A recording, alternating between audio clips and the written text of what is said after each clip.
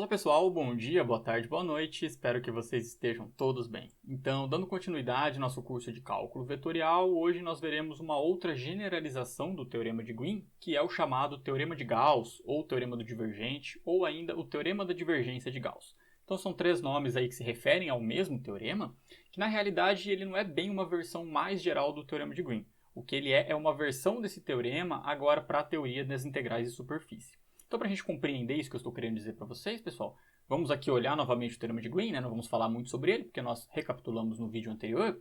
Mas o que é interessante desse teorema, né? Uma das coisas interessantes sobre ele, é que ele associa a integral de uma curva, que é um objeto de dimensão 1, né, pessoal? A curva ela só tem comprimento, né? Ela não tem espessura, não tem largura. Então, ele associa a integral de um objeto com essa característica com uma integral dupla, que é a integral sobre a região delimitada por ela. Inclusive, nós vimos no último vídeo que há o teorema de Stokes, que é uma generalização desse teorema, né? Agora para curvas espaciais quaisquer. Mas ele faz a mesma coisa.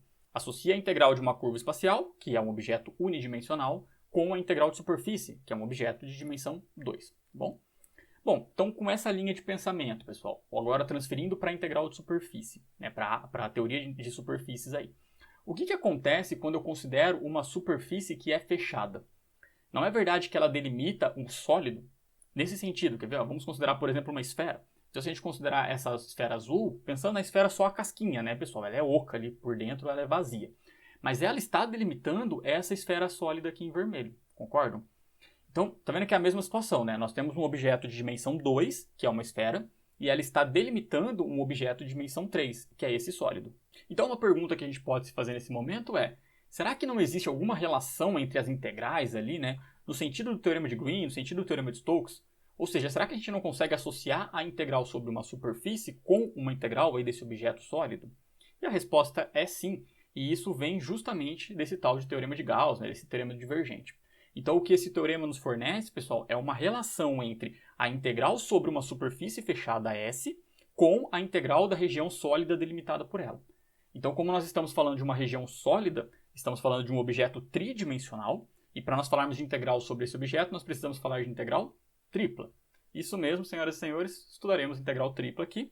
Mas vamos lá, vamos enunciar esse teorema de Gauss, daqui a pouco nós falamos sobre as integrais, né? Então o teorema do divergente nos diz o seguinte: vamos considerar E uma região sólida simples, né? Aquela ideia, pessoal, tipo 1, tipo 2, tipo 3, né? Igual vocês veem no cálculo 2. E a sua fronteira, né, a S, ela é uma superfície orientada positivamente. Então lembra, por convenção, quando nós estamos falando de uma superfície fechada, ela é orientada positivamente quando os seus vetores normais estão apontando para fora, beleza? Igual vai aparecer aqui no desenho daqui a pouco, tá? Vamos considerar ainda, pessoal, aqui um campo vetorial F que está definido sobre essa superfície e sobre esse sólido, né? Naquele sentido de sempre, de possuir as derivadas parciais e tudo mais, né? Muito bem, o que diz o teorema de Gauss? Ele apresenta aquela relação que eu comentei com vocês, da integral de superfície com a integral no sólido, e de que maneira que isso acontece? Assim. Então, o teorema nos garante que a integral de um campo vetorial F sobre a superfície fechada S é igual à integral tripla sobre a região sólida delimitada por essa superfície do divergente de F. Então veja que aparece o divergente, né? Até por isso o nome teorema do divergente ou teorema da divergência aí, certo? Bom, veja, pessoal, que o divergente de F ele é um campo escalar, né? Uma função escalar. Então ela se aplica em R3 e chega em R. Então essa integral que aparece aqui com 3, né, é a integral lá do cálculo 2 mesmo, integral tripla realmente, né, de 3 componentes aqui, beleza? Então o que eu estava comentando com vocês no normal é essa aqui que é a configuração, ó.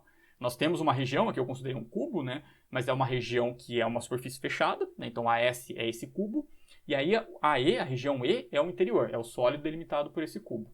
Veja que eu pus orientação positiva, os normais estão todos apontando para fora, né?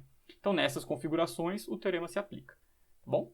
Então, o que nós iremos fazer agora, pessoal, é tentar calcular a integral de superfície de um campo, né? Tentar não, calcularemos a integral de superfície de um campo, transferindo para a integral tripla do seu divergente. Vamos lá, vamos lembrar um pouquinho como fazer isso? Vamos fazer alguns exemplos aqui, ó. Então, o primeiro exemplo é esse daqui, determinar o fluxo, lembra, fluxo é a integral de superfície, que nós definimos anteriormente. Então, nós queremos determinar o fluxo desse campo vetorial, é o campo z, y e x, tá? Sobre a unidade esférica x² mais y² mais e² igual a 1, orientada positivamente. Então, o que está dizendo aqui é que nós queremos calcular a integral de superfície desse campo sobre a esfera de raio 1. Muito bem, pessoal. O ideal, né, para a gente começar aqui, como nós teríamos que calcular aquela integral tripla, é a gente escrever a nossa região, tudo mais, mas vocês verão que vai ficar muito mais fácil. Então eu já vou começar pelo divergente e aí nos outros eu faço a região propriamente. Então vamos lá, pessoal.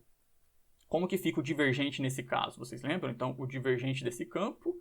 Bom, eu vou fazer, nessa passagem aqui eu ainda escrever bonitinho, até porque é fácil, né?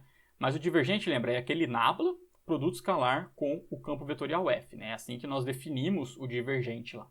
Então, o que é esse produto escalar, né? Que é um produto de mentirinha ali. Nós pegamos esse operador nabla, que é o del x, del y, del z, fazemos o produto escalar com as componentes do campo ali, né? Então, depois nós somamos.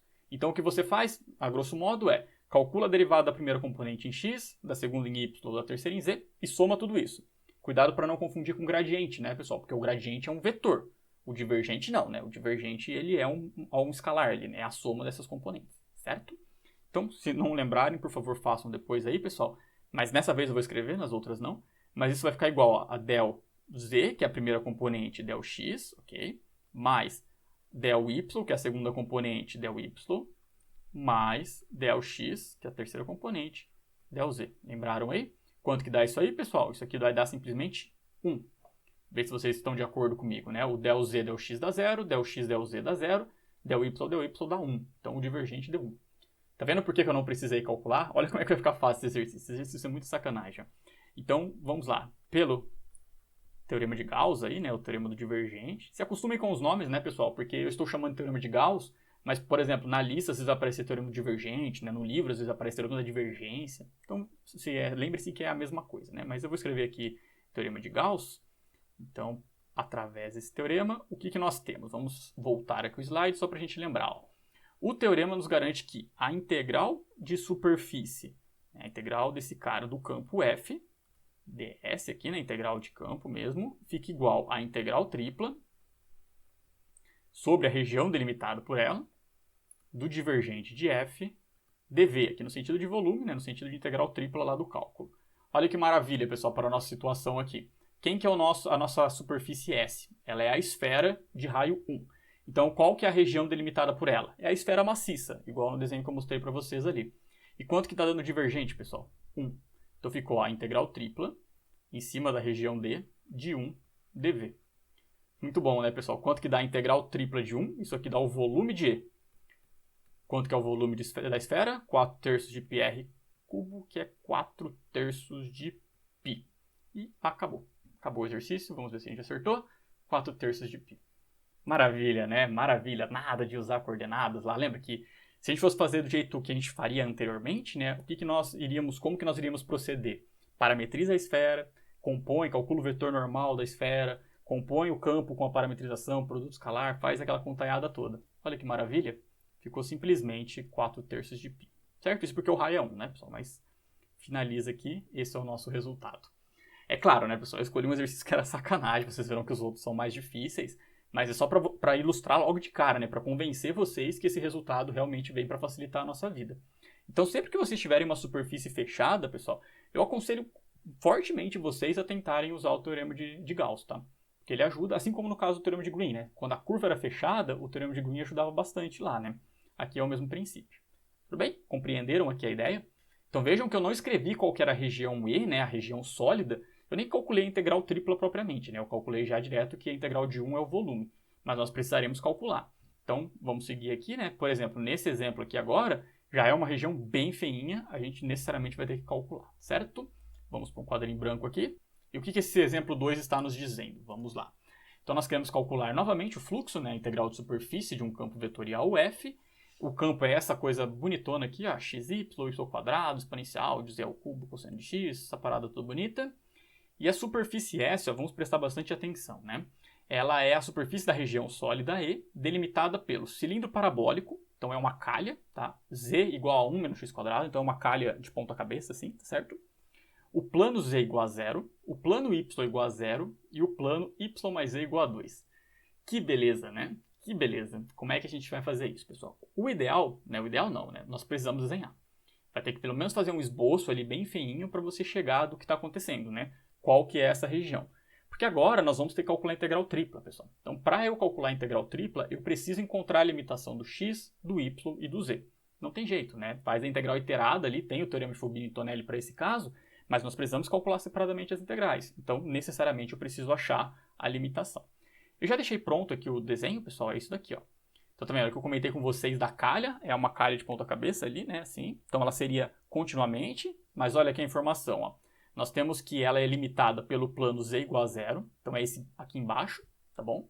Pelo plano y igual a zero, que é esse plano aqui de comprido, né? Eu acho que para vocês sai o contrário, né? Tem que ser aqui, desculpa. E também, né, pessoal, por esse plano aqui, ó, que é o plano y mais z igual a 2, que é esse plano inclinado. Então, compreenderam qual que é a superfície, né? A superfície é essa aqui que está delimitando esse sólido.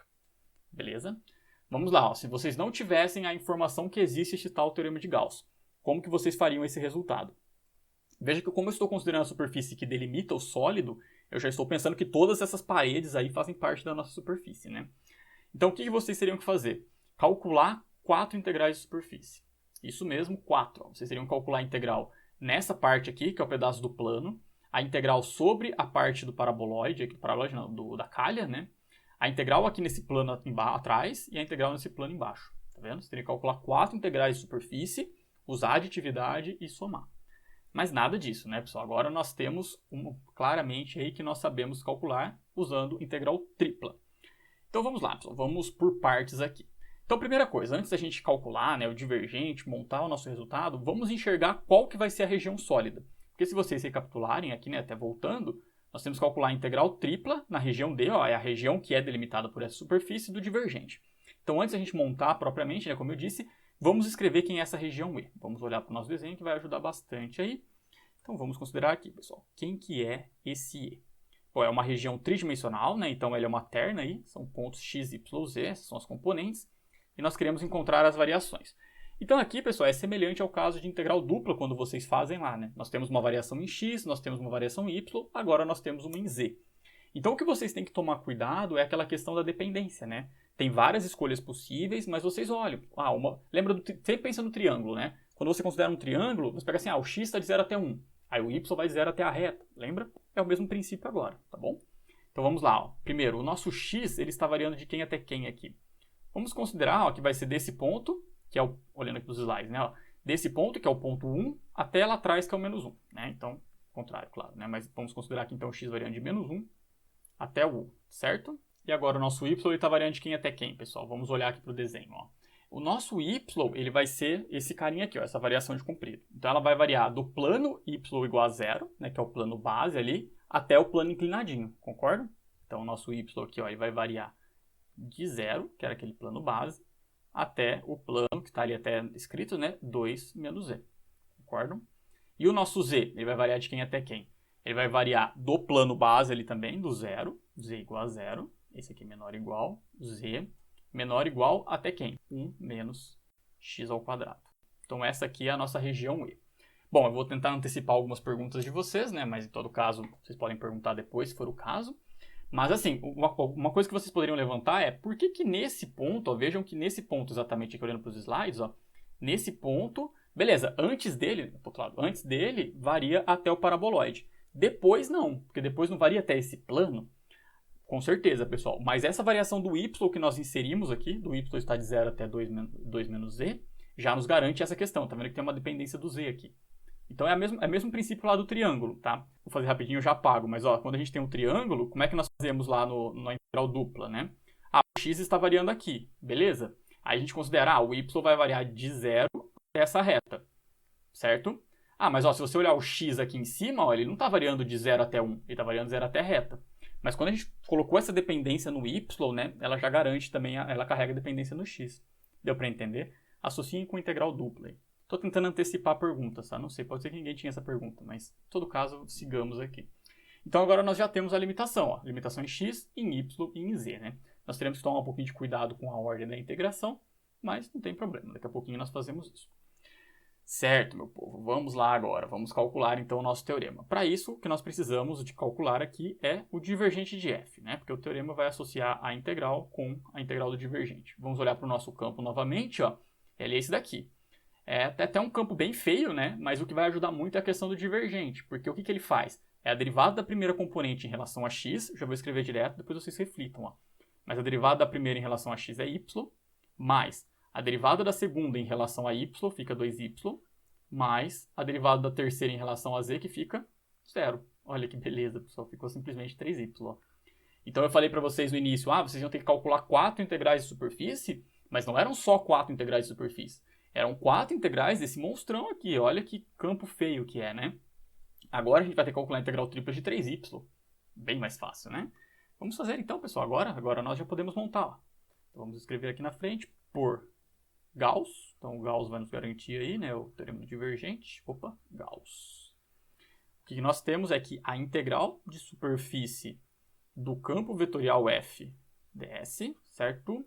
Fica igual à integral tripla daquela região E que nós colocamos ali em cima, quem era, né? Do divergente de f, aqui no sentido de volume. Então agora vamos montar, pessoal. Então vai ficar uma integral iterada já, são 3 integrais, vou colocar elas abertinhas aqui e a gente já discute os extremos. Agora o divergente, que conforme nós vimos, fica 3y. Muito bem, aqui nós temos que tomar um pouco de cuidado. É que fique bem claro, né, pessoal? Eu escolhi um exercício difícil. Eu podia fazer um cubo, né? Podia fazer um exercício bem mais simples. Mas eu já quero chutar o balde aqui, porque eu quero tentar fazer um vídeo com menos de 1 hora e eu quero fazer alguns exercícios bem interessantes. Não sei se eu vou conseguir, mas enfim, vamos falar dos exercícios legais. E esse aqui, ele é bem complicado, porque se você olhar, ó, o z depende de x e o y tem a dependência do z. Então nós temos que tomar cuidado, pessoal, de que maneira que a gente vai colocar a ordem aqui, ó. Então veja, como o y depende de z, o y tem que estar mais para dentro do que o z, concordo? Então o primeiro que vai aparecer aqui é o y. Ó. O y vai variar de 0 até 2 menos z, que não tanto faz, né?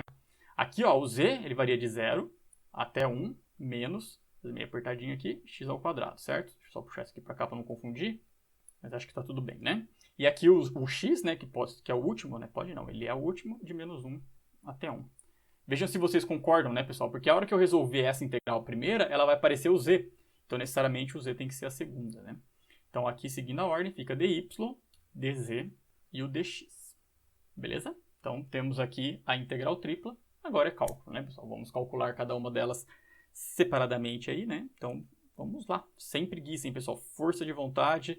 Integral de menos 1 até 1. Sim, teremos que calcular 3 integrais. De 0 até 1 menos x ao quadrado.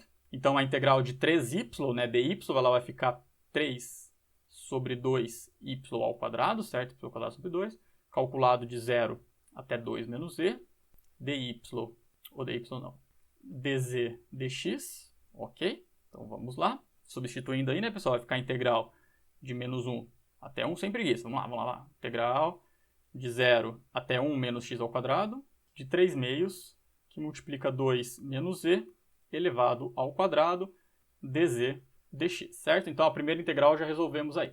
Agora, temos que resolver a integral em z, pessoal. Vamos lá. Então, isso vai ficar igual à integral de menos 1 até 1. Aí, nós temos o 3 meios aqui. Bom, a integral de 2 menos z ao quadrado, pessoal, é só fazer uma substituição, né? Chama o que está dentro ali de u. Aí, você vai encontrar que o du é menos dz, aí no caso, né? Então, a integral vai ficar simplesmente menos 2 menos z ao cubo sobre 3. Tá? Qualquer coisa façam aí com um pouquinho mais de calma, beleza, pessoal? Ficou isso daqui, calculado de 0 até 1 menos x ao quadrado, dx. Então isso aqui fica igual, né, pessoal? Ó, esse 3 vai simplificar, eu já vou colocar o menos meio para fora da integral de menos 1 até 1, que trabalheira, hein? Aí aqui nós temos, então, substituindo no extremo superior, então vai ficar 2 menos 1 menos x quadrado, então vai ficar 1 mais x ao quadrado ao cubo. O 3 já sumiu, né, pessoal? E aqui vai ficar menos, calculado no zero, 2 ao cubo, que é 8 dx. Então, trabalhoso, né, pessoal? Mas é integral de polinômio. Vamos fazer aqui, pelo menos até a próxima passagem. Tá bom? Vou ter que abaixar, então, para a gente calcular. É esse menos, só por caso alguém esteja perguntando, mas não era o menos? Eu pus para fora, tá aqui com o meio, né? E o 3 sumiu.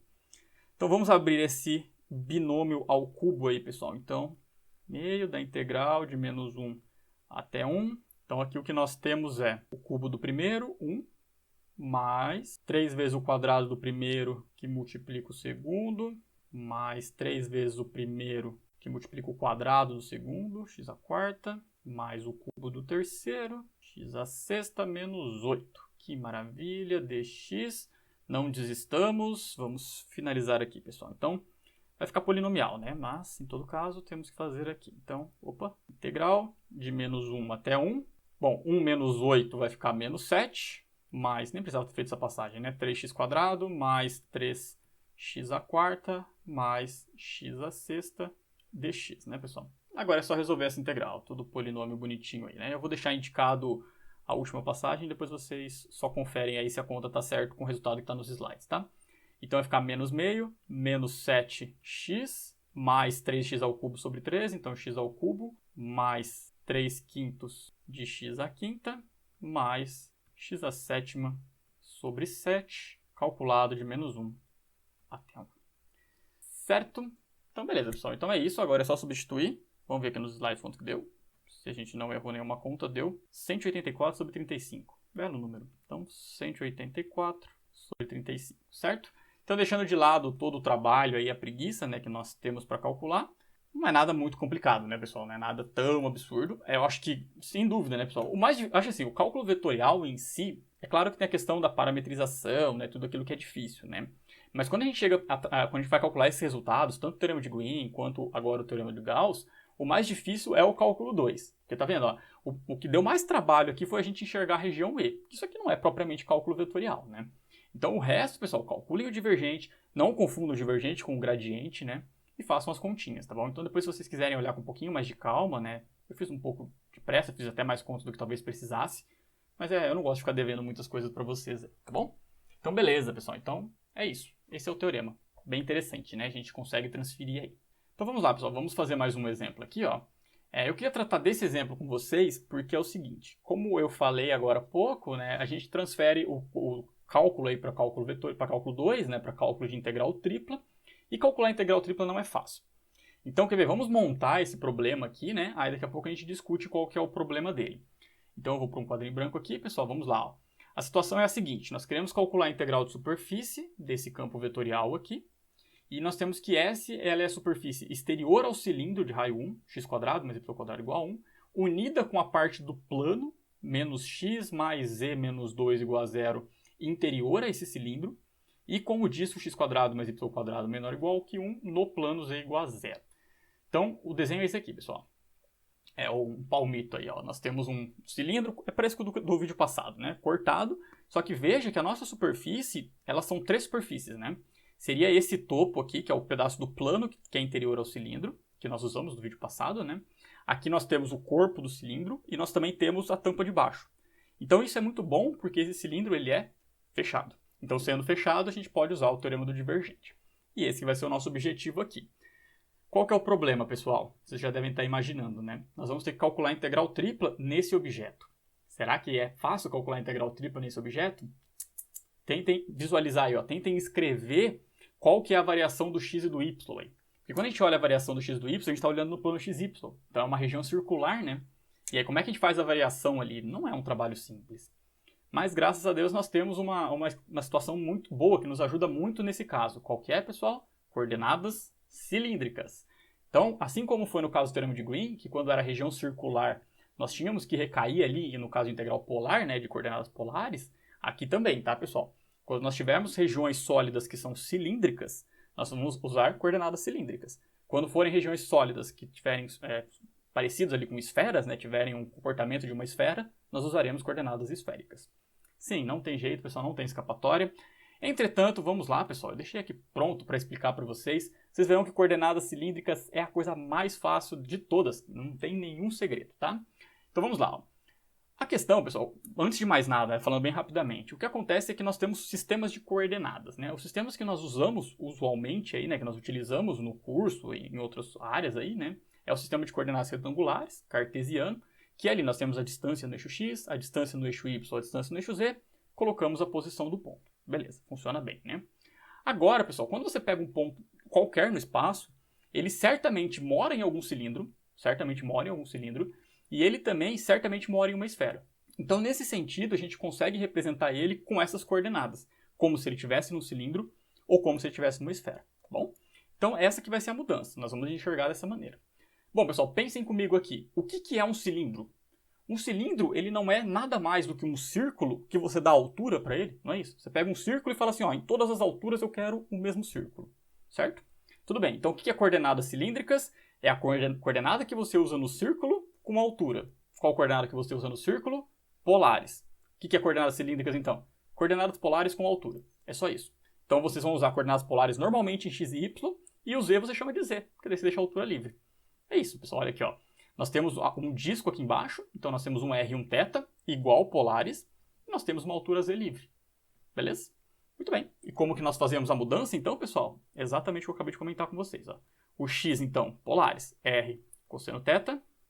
O y ele vai ficar igual a r seno θ. E o z, que é a altura, fica igual a z. Deixa z mesmo.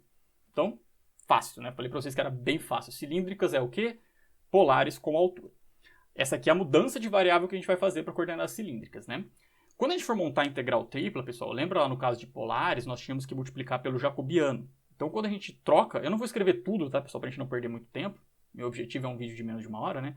Mas quando a gente monta a integral tripla lá, então vai ficar, ó, a integral tripla, que nós tínhamos lá de uma função de x, y, z, né? Que era o inicial ali, dv. Quando a gente faz a troca, ela vai ficar agora uma integral tripla. Não vou nem escrever as regiões para não gerar problema. Mas vai ficar uma f agora nessas novas configurações aí, né? Em r, θ e z. Só que agora nós temos que multiplicar pelo jacobiano aqui. E quem que é o jacobiano nesse caso, pessoal? É polares com altura. Então qual que é o jacobiano? O mesmo da polares. É o r. Bom? E aí você coloca aqui... Eu vou colocar um d 3 pontinhos, tá, pessoal? Porque obviamente tem aquela dependência, né? Se um depender de outro ali, né? Você consegue fazer. Então veja que é bem simples, pessoal. Se algo tiver um comportamento cilíndrico, quando eu falo comportamento cilíndrico, é porque não necessariamente precisa ser um cilindro. Eu já até deixo para vocês pensarem aí, ó.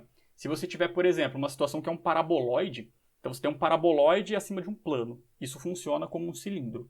Por quê? O que é isso? É uma região circular com altura. Entendem? Reflitam um pouquinho depois na hora de fazer. Mas sempre que vocês tiverem essa situação, né, algo cilíndrico, que seria algo circular com altura, usem coordenadas cilíndricas para resolver a integral tripla. Polares com altura. Pensem em polares com altura que facilita muito, certo? Não se esqueçam desse coleguinha aqui, pessoal. Ó. Sempre chamo a atenção dos jacobianos aí, porque eu acho que todo mundo erra, né? Então, quando vocês fazem mudança de variável, vocês calculam o jacobiano. A partir de agora, como nós usaremos só essas duas, podem usar já direto, tá? Usem ali, façam essa troca e usem, beleza? Combinado? Vamos fazer então? Então vamos lá, resolvendo o exercício aqui, pessoal. Então o primeiro passo, vamos identificar essa região E, né, a região delimitada por essa superfície do exercício, já pensando em cilíndricas. Ou seja, eu vou tentar escrever ela como coordenadas em R, θ e Z. Beleza? Vamos escrever aqui então. Então a nossa região E, já escrevendo ela nesse formato, né, de cilíndricas, então ela vai ser um conjunto de R, θ e Z, polares com altura, 20ª vez que eu estou falando. E vamos lá, nossa variação. Qual que é o nosso raio, pessoal? O nosso raio ali, ó, como ele está dentro do cilindro de raio 1, então o nosso disco, né, ele tem raio 1. Então vai ser 0 até 1, certo? Agora o θ, ele vai variar de quem até quem? Está dando a volta inteira, né, o cilindro inteiro, de 0 até 2π. Agora, pessoal, e o z, a altura, né? Ela está variando de quem até quem?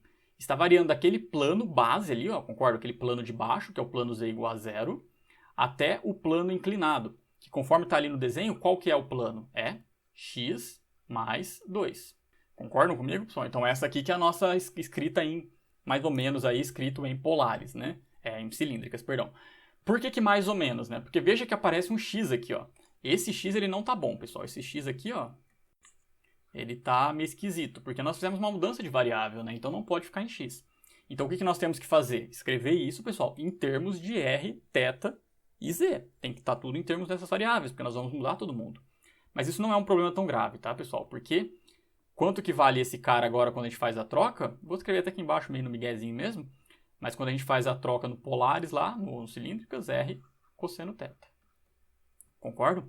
Então, quando a gente montar a integral tripla, após essa mudança de variável, vai ficar a integral de 0 até 1 em R, de 0 até 2π em θ e de 0 até R cosseno θ em Z. Mais 2 em Z ali, tá bom? Então, nós temos essa dependência. Joia? Sigamos aqui, pessoal. Então, vamos calcular aqui o divergente. Acho que ele cabe nesse espacinho aqui. Quanto que vale o divergente do f, que nós precisaremos para aplicar o teorema. Então, novamente, rapidinho, hein, pessoal. A derivada da primeira em relação a x, 4x ao cubo, mais a derivada da segunda componente em relação a y, 0. A derivada da terceira em relação a z, 4x y ao quadrado. Certo? Então, esse é o nosso divergente. Agora está ótimo. Vamos lá, pessoal. Então, via teorema de Gauss, depois eu posso escrever ele na frente, mas o que nós temos é que a integral sobre a superfície S do campo f ds é igual, aqui sim nós estamos usando o teorema, a integral tripla em cima da região E do divergente de f dv, tá bom? Então aqui foi onde nós usamos o teorema, né? Então ele entrou aqui, que é o Gauss, ou divergente, como você quiser. Agora vamos usar nossas informações, tá, pessoal? Antes da gente usar cilíndricas propriamente, eu vou deixar em termos da região E, né? Não vou colocar em coordenadas, mas vamos escrever o nosso divergente. O nosso divergente, conforme nós vimos, ele é 4x ao cubo mais 4xy ao quadrado dv. Então aqui, pessoal, veja que nós escrevemos a região E no início do exercício em termos das coordenadas cilíndricas, em termos de r, θ e z. Entretanto, quando a gente olha aqui para a nossa integral, ela está montada no sentido das coordenadas cartesianas, né, das coordenadas retangulares. Então aqui nós temos que fazer a mudança de variável. Então aqui é o momento que a gente vai brilhar, hein, pessoal? Vamos usar aqui, ó, cilíndricas, hein? Vou escrever aqui desse lado, porque não cabe do outro, mas cilíndricas, certo? Então nós acabamos de relembrar, né, ou aprender, quem nunca tinha visto, como que nós escrevemos, como é que nós fazemos a mudança de coordenadas para coordenadas cilíndricas. Fica integral iterada, igual lá em polares, tá, pessoal? Igual em polares, vou até dar um espacinho para caber. Agora nós fazemos a troca. Então, 4x ao cubo vai ficar como? Deixa eu até apertar um pouquinho para caber. Vai ficar 4r ao cubo cosseno ao cubo de θ, certo? A mesma coisa ali, né? Mas, aqui vai ficar 4r cosseno θ vezes r quadrado seno ao quadrado. Então, vai ficar 4r cubo cosseno de θ seno ao quadrado de θ. Não se esqueçam do jacobiano. Deixa eu puxar ele um pouquinho para cá. E agora vamos ver qual que vai ser a ordem de integração que a gente vai adotar, né? Então veja que há uma dependência, né? O z, ele depende tanto do r quanto do θ. Então o z tem que ser o primeiro aqui, ó. Vou colocar o z variando de 0 até r cosseno θ mais 2, né? Não pode ser do 2 ali em cima. Aqui agora tanto faz, né? Mas o importante é que o primeiro apareça o z. Aí vocês podem escolher. Eu vou colocar o θ. Então vou colocar de 0 até 2π e o raio está variando de 0 até 1. Então aqui ficou dz, dθ e aqui o dr. Acho que coube aí, né? Certo. Muito bem, pessoal. Agora temos novamente uma integral iterada, né? Vamos resolver cada uma delas aí. Então, vamos lá. A primeira integral em z, né, pessoal? Bom, vamos fazer uma manipulação aqui só para ficar um pouco mais enxuta a nossa conta, né? Mas vamos lá, integral de 0 até 1. Tem que ter paciência, pessoal. Eu vou escrever tudo mesmo, para ninguém reclamar aí que eu estou dando migué. E aqui a integral de 0 até r cosseno θ mais 2. Bom, vamos colocar aqui, ó. Nós temos esse r multiplicando, pessoal. Quando a gente multiplica, ele vai ficar 4r à quarta nas duas expressões. Além disso, nós temos cosseno nas duas expressões. Então, olha que maravilha. Eu vou colocar 4r à quarta cosseno de θ em evidência. Então, ele vai estar multiplicando aqui, ó. Deixa eu mudar para colchetes. Ele vai estar multiplicando cosseno ao quadrado de θ. Coisinha bonita, hein, ó. Mais seno ao quadrado de θ. Adoro quando aparece cosseno ao quadrado mais seno ao quadrado. Fecha aqui. Aí as integrais dz, dθ, dr. Como bem sabemos, usamos 37 vezes nesse curso já. Isso aqui vale 1. E agora nós temos simplesmente a integral de 4r à quarta cosseno de θ, dz, dθ, dr, de acordo com esses extremos aí. Vamos lá, pessoal. Sem preguiça, vamos resolver. Sempre naquele esquema. Se precisar, depois vocês voltem aí, por gentileza. Então vamos resolver a integral mais adentro aí, tá, pessoal? Então, integral de 0 até 1, da integral de 0 até 2π. Então, como não há z, né, pessoal, vai ficar 4r à quarta, que multiplica z, beleza? Aí, como o z está variando de 0 até esse cara de cima, vai ficar, então, 4r à quarta cosseno θ, multiplicando só o extremo de cima, né? Vou escrever aqui, mas vai ficar 4r à quarta cosseno de θ, que multiplica a parte de cima, que é r cosseno de θ, mais 2 dθ dr. Certo? Vamos ter que abaixar mais um bocadinho aqui para caber. Vamos lá. Integral de 0 até 1. Tá? Integral de 0 até 1. Aqui nós temos, então, 4r à quinta. Não estou usando as linhas aqui para nada, né? Cosseno ao quadrado de θ mais 8r à quarta cosseno de θ dθ dr. Pronto, só manipulação algébrica até o momento. Só agora sim vamos calcular as integrais. Então, para calcular a integral de cosseno, aqui não é 0 até 1 não, aqui é 0 até 2π. Não sei o que eu imaginei da minha vida aqui. Para calcular a integral de cosseno, bem tranquilo, né? A gente sabe calcular de cabeça. Agora só o cosseno ao quadrado. Possivelmente a gente sabe de cabeça também, mas vamos fazer mais uma manipulação aqui. de 0 até 1, da integral de 0 até 2π. Então, o que nós temos aqui é 4r à quinta, que multiplica aqui, fórmula do ângulo duplo, né? Então, 1 mais cosseno de 2θ sobre 2, mais esse cara mesmo aí, 8r à quarta, cosseno de θ, dθ, dr. Beleza, pessoal. Agora é assim, ó, eu vou dar um miguezinho aqui. Na verdade, não é um migué, né, pessoal? É uma constatação que é bem rápido de observar, que é o seguinte, ó, veja que a integral ela está sendo calculada de 0 até 2π. Então, quando a gente calcula a integral de cosseno, é um ciclo completo, isso zera. E a mesma coisa acontece com o cosseno de 2θ, tudo bem? É bem fácil de ver, né, pessoal? Porque daí quando você calculando 2π no zero é a mesma coisa. Então, uma acaba anulando a outra ali na hora que você aplica o teorema fundamental. Então, ó, isso aqui vai ficar simplesmente a integral de 0 até 1 desse primeiro termo aqui, ó. A hora que eu faço 4r à quinta vezes 1 sobre 2, tá? Então, vai ficar 2r à quinta calculado de 0 até 2π. Concordam comigo? Vou até escrever isso daí, né? Mas vai ficar... Poderia não escrever, mas vamos lá. 2r à quinta, que multiplica aí o θ, que está calculado de 0 até 2π, beleza? dr. Depois qualquer coisa vocês só reflitam um pouco sobre isso que eu falei, né? Mas realmente se anulam aí, tá?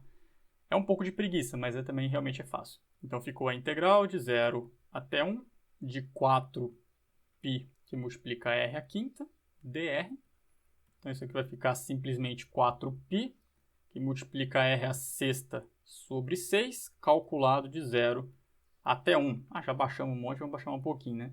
Agora é só concluir, pessoal. Então isso aí vai ficar 4π vezes 1 sobre 6, ou seja, 2/3 de π. Deus queira que tenhamos acertado. Esse aqui é o nosso resultado. Então, vamos lá. 2/3 de π. Ufa! Beleza, pessoal?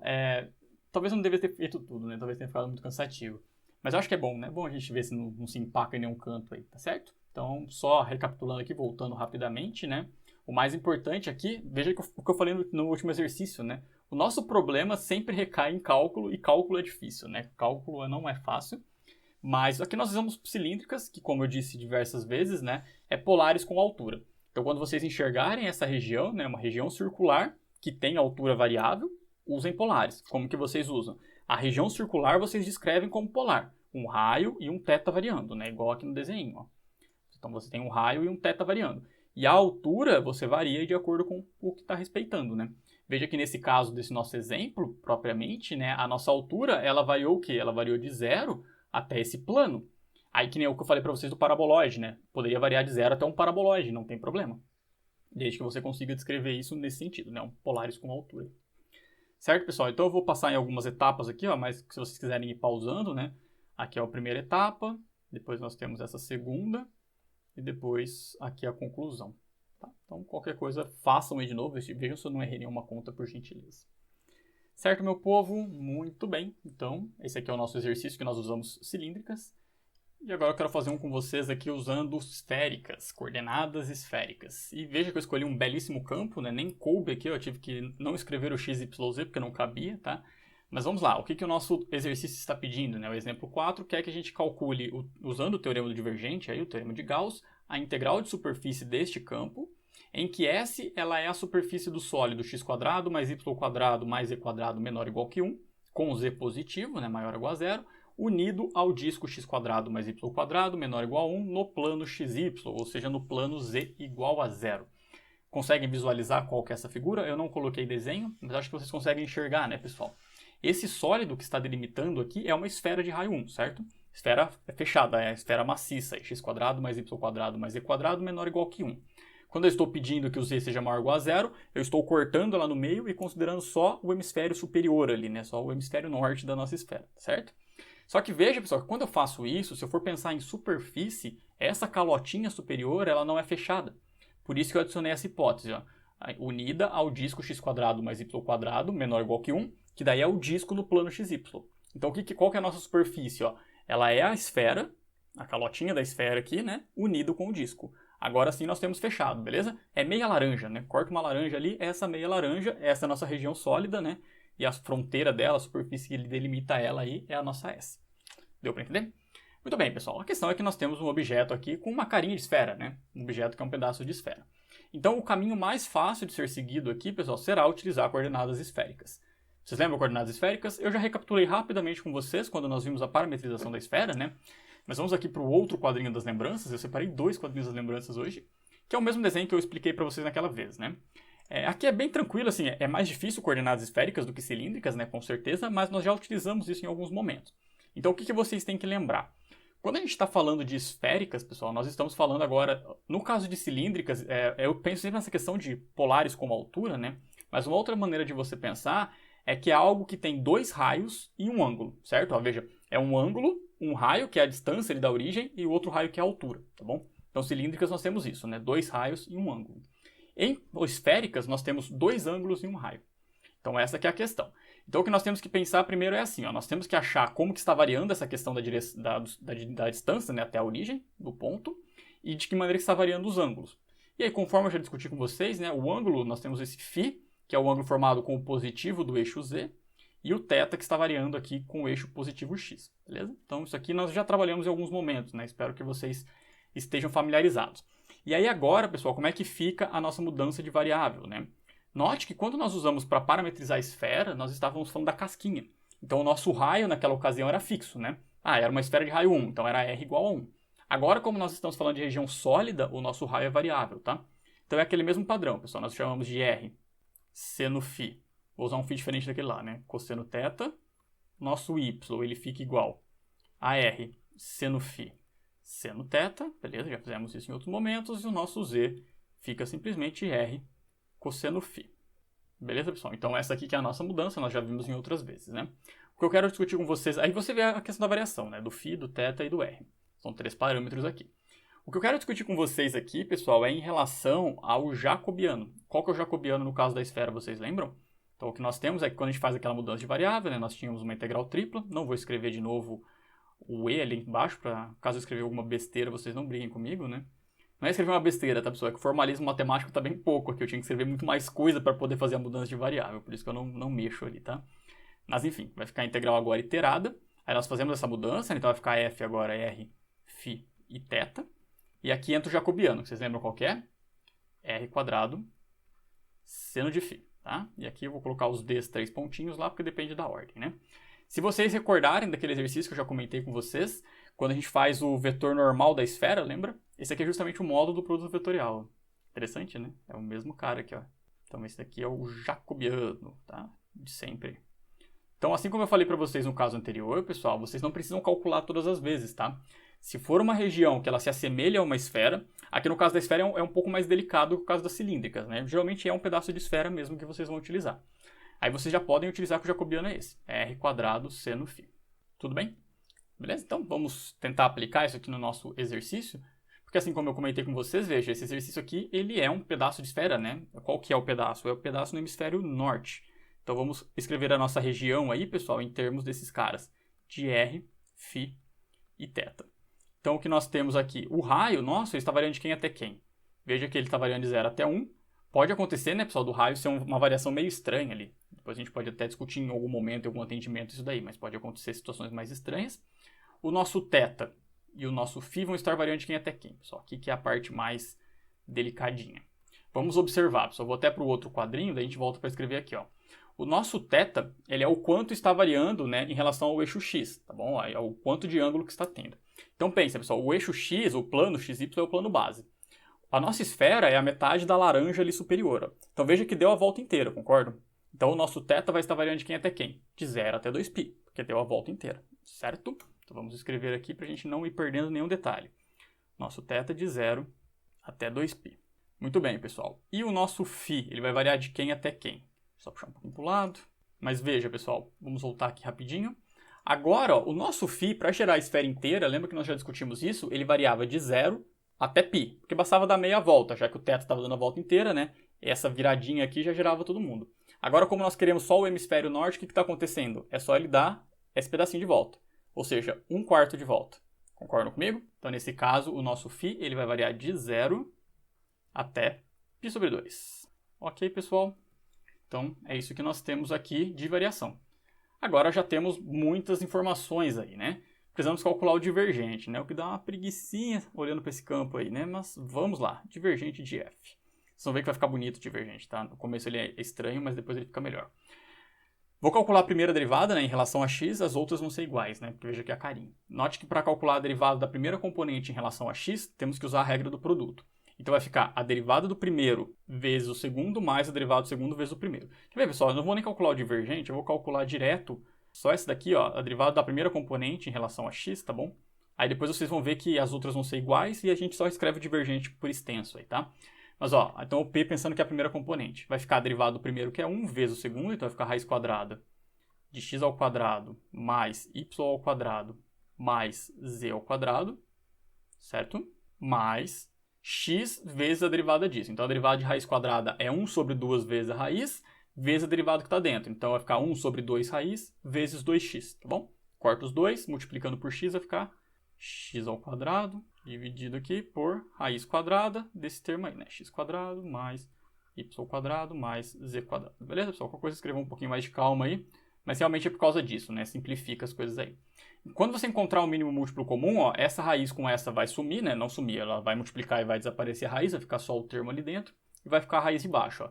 Aí vai ficar x quadrado mais y quadrado mais z quadrado mais x quadrado, dividido pela raiz. Então o que vai ficar aqui, ó, é 2x ao quadrado mais y ao quadrado mais z ao quadrado, dividido pela raiz quadrada, né? Raiz quadrada de x ao quadrado mais y ao quadrado mais z ao quadrado. Entenderam o que eu fiz, né? Sabe? Façam com um pouquinho mais de calma se for preciso. Mas veja que quando você fizer em y e em z, vai ficar a mesma coisa, só que agora esse 2 vai ficar no y e no z, respectivamente. Então, quanto que vai ficar o divergente, pessoal? Então, o divergente desse campo, ele vai ficar igual a 2x² mais y² mais z² mais x², 2y², assim por diante. Então, o x² vai aparecer 4 vezes, tá? Vai ficar 4 vezes x² mais 4y² mais 4z², veja se vocês concordam, dividido pela raiz quadrada de x² mais y² mais z². Tá dando mais trabalho para calcular o divergente do que qualquer coisa, né?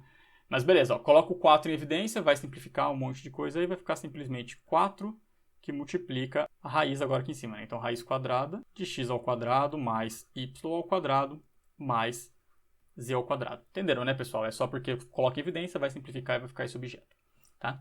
Então ficou muito bom, pessoal, muito bom mesmo, porque daí agora, ó, vamos montar aqui. Bom, até agora tá ok, né? Então, aplicando o teorema de Gauss, o que nós temos é que a integral de superfície, agora estamos em condições finalmente de fazer esse resultado, né? Do campo vetorial f ds vai ficar igual à integral tripla, agora calculado em cima dessa região E, do divergente de f dv. Ok, pessoal, vamos escrever aqui, ó. Então vai ficar a integral tripla em cima da região E, desse cara aí, né? 4 raiz quadrada de x² mais y² mais z² dv. Certo? Agora é o nosso momento, pessoal. Vamos usar esféricas aqui. Então, coordenadas esféricas. Vamos fazer uma setinha aqui. Vou só escrever ESF. Vocês entendem que a gente está usando coordenadas esféricas. Beleza, pessoal? Vamos lá, ó. Eu vou fazer uma coisa aqui bem miguezada, tá? Porque acho que vocês estão bem cansados e para a gente não perder muito tempo. Eu vou deixar a integral iterada, que a gente já preenche elas aqui com os extremos que nós encontramos lá em cima. E aqui, pessoal, eu vou colocar o 4. Quanto que vai dar a raiz quadrada de x² mais y² mais z²? Vocês conseguem enxergar, pessoal? Quando a gente faz essa escolha que nós fizemos aqui no quadrinho das lembranças, ó, isso daqui é justamente para satisfazer a equação de estar em cima de uma esfera. Então, quando nós somamos x² mais y² mais z², tem que dar um raio ao quadrado. Então, essa soma, x² mais y² mais z² é igual a r². Concordam comigo? Pensem um pouquinho, tá? Se quiserem, calculem. Podem calcular, tá bom? Mas acreditem em mim. Quando eu faço essa soma aqui, ó, que eu estou mostrando aqui, após eu fazer essa mudança, né, das coordenadas esféricas, isso vai dar r². É só para não precisar escrever tudo, tá, pessoal? Vai ficar uma coisa muito grande. E aí vai ficar a raiz, então fica simplesmente r. Tá bom? Raiz de r² fica e porque o r é positivo. Agora aqui nós colocamos o jacobiano, né? r² seno de φ. Beleza, que bonitinho. Então, dφ, dθ, dr, né? Escolhi uma ordem aleatória, que eu não sei se foi a melhor. Mas vamos lá, o nosso φ, conforme nós vimos lá em cima, ele dava meia volta, então variava de 0 até π sobre 2. O nosso θ dava a volta inteira, então de 0 até 2 vezes π.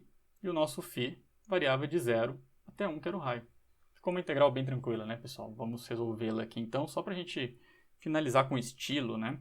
Então, vai ficar a integral de 0 até 1, da integral de 0 até 2π, ok? Aqui nós temos então o 4r², vou juntar ali, já não respeito mais as linhas mesmo, então não estou nem aí. Agora o seno ao φ, né? Quando a gente calcula a integral do seno de φ, é menos cosseno, calculado de 0 até π sobre 2. Então vamos escrever, né? Menos cosseno de φ, calculado de 0 até π sobre 2, dθ dr, né? Acho que cabe aqui na frente, então isso aqui vai ficar igual a integral de 0 até 1, da integral de 0 até 2π. Aí o cosseno de φ, cosseno de π sobre 2 é 0, cosseno de 0 é 1, menos com menos vai virar mais, então ficou 4r³ dθ dr, né? Estamos todos cansados, só vamos fazer agora diretão aqui, vamos tá acabando. Ó, agora vai ficar então, a integral de 0 até 2π, como não depende do θ, vai multiplicar, então vai ficar 8πr², concordo? Vai ficar, eu falei que ia fazer direto, mas eu vou fazer a mesma passagem, vai. Integral de 0 até 1 de 8πr² dr. Olha que maravilha, pessoal. Isso aqui vai ficar, então, 8πr² dividido por 4, calculado de 0 até 1. Isso aqui vai ficar igual a 2π. E acabou. Finalmente, pessoal, acabou. Tá bom? Então, como é que a gente tem acertado, né? Vamos olhar aqui. 2π. Certo, meu povo? Olhem com bastante carinho, ver se eu não errei nenhuma conta aí. Mas a ideia geral é essa, deu para entender? Então, como a integral é integral tripla, né, nós precisamos recorrer às vezes a esses dois carinhas, né? Eu quis fazer esses exercícios, tá, pessoal? Eu não escolhi exercícios fáceis, eu escolhi exercícios mais complicados para usar cilíndricas que não era simplesmente um cilindro bonitinho, né? Tinha um plano inclinado, e uma esfera que não era uma esfera inteira, era meia, né? Além daquele outro que foi bem chatinho o primeiro, o segundo, né? O primeiro foi bem de boa. Mas é porque eu queria trabalhar com vocês em cima dessas possibilidades aí que aparecem nos exercícios, tá? Peço desculpas se eu falei bastante, pessoal, se eu passei meio rápido aqui em cima dessas questões de coordenadas cilíndricas e coordenadas esféricas, mas eu acho que é importante eu relembrar, porque eu sei que há diferenças, né? Tem alguns que não viram, tem outros que já viram, mas em todo caso eu queria mostrar para vocês que vai precisar calcular a integral tripla, né? Então não tem jeito, a gente tem que... Opa, esse aqui é cilíndrica. A gente tem que tentar recair aí em alguma coisa que a gente conhece, né? Montando essa região E em termos dessas novas coordenadas. Tá bom, pessoal? Então é isso. Então a gente acaba o Teorema de Gauss. Na verdade, a gente acaba o curso, tá? Então esse é o último conteúdo da disciplina, pessoal. Então eu queria, honestamente, né, sinceramente agradecer a participação de vocês aí, a atenção, né, as correções ali quando eu errei alguma continha. Peço desculpas, tá, pessoal, por qualquer coisa. Eu, longe de ser um youtuber, né, não sabia nem mexer com essas coisas de edição e tudo mais, então tentei me virar durante o semestre. Espero ter conseguido ajudar vocês a compreender os assuntos, né. Eu sei que alguns são mais delicados. Esse, por exemplo, não tem jeito. Se vocês vão ter que fazer exercícios, é comum, bem normal que surjam dúvidas, né, e vocês podem me procurar, devem me procurar, tá, mas eu, em todo caso, garanto que eu me esforcei, tá, e realmente agradeço aí e me desculpo por qualquer bobeirinha que eu tenha falado aqui, tá bom? Então é isso, pessoal. Mais uma vez, muito obrigado por tudo. Se cuidem por aí. A gente se vê logo. Até mais. Abraço.